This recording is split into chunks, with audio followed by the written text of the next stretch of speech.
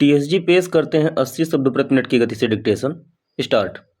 Digital arrest के बढ़ते मामलों पर सुप्रीम कोर्ट ने केंद्रीय गृह मंत्रालय और सीबीआई से जो जवाब मांगा, उसके नतीजे में इस तरह के मामले थमने के आसार कम ही हैं।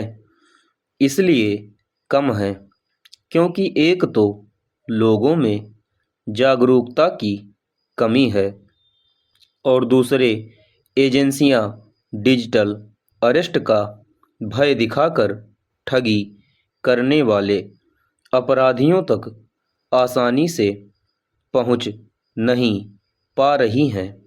सुप्रीम कोर्ट ने हरियाणा में एक बुजुर्ग दंपति से 1 करोड़ रुपए से अधिक की ठगी के मामले का स्वतः संज्ञान संभवतः इसलिए लिया क्योंकि इसमें अदालत और जांच एजेंसियों के फर्जी आदेश का सहारा लिया गया।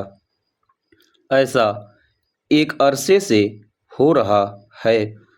साइबर अपराधी कभी पुलिस बनकर लोगों को डिजिटली अरेस्ट करने की धमकी देते हैं, कभी सीबीआई, ईडी, कस्टम अथवा नारकोटिक्स ब्यूरो का अधिकारी बनकर।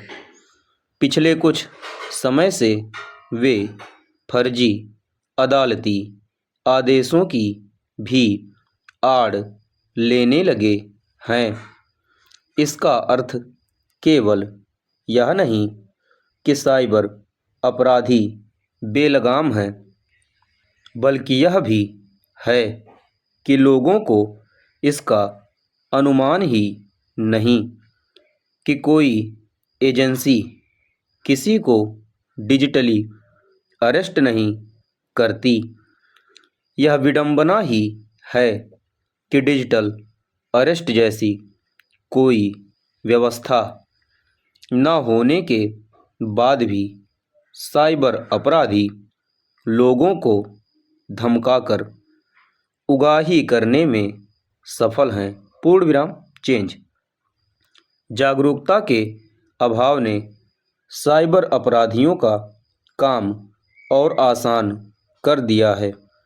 एक से एक पढ़े लिखे और यहाँ तक कि बैंकों और अपराध रोधी एजेंसियों में काम करने वाले भी साइबर अपराधियों के झांसे में आकर लाखों करोड़ों गंवा रहे हैं। हाल में ही मुंबई में साइबर अपराधियों ने एक उद्यमी से 58 करोड़ रुपए ऐंठ लिए। कई मामले ऐसे आए हैं जिनमें लोग हफ्तों तक कथित रूप से डिजिटल अरेस्ट रहे और बैंक से पैसे निकालकर ठगों को देते रहे। समझना कठिन है कि ऐसे लोग पुलिस में शिकायत करना आवश्यक क्यों नहीं समझते। क्या उन्हें उस पर भरोसा नहीं? जो भी हो, कुछ मामले ऐसे भी हैं जिनमें बैंक कर्मियों की भी मिलीभगत देखने को मिली। यह बहुत ही चिंताजनक स्थिति है। निस्संदेह चिंताजनक यह भी है कि डिजिटल अरेस्ट का दावा कर ठगी करने वाले आसानी से पकड़ में नहीं आते। ज़्यादातर मामलों में डूबी रकम वापस ही नहीं मिल पाती।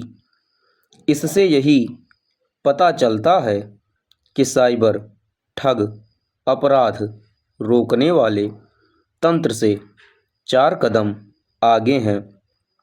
होना तो यह चाहिए कि अपराध-रोधी तंत्र इतना सक्षम हो कि साइबर अपराधियों में भय व्याप्त हो। पूर्ण विराम समाप्त।